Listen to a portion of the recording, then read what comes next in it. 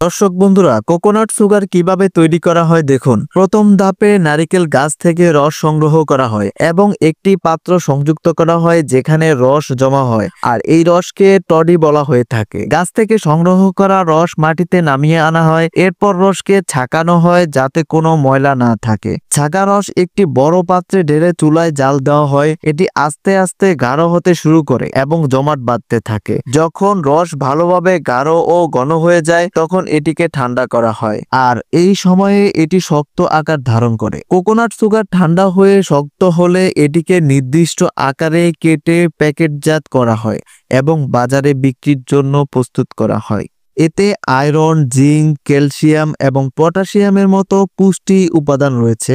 Coconut sugar diabetes রোগীদের জন্য তুলনামূলকভাবে নিরাপদ।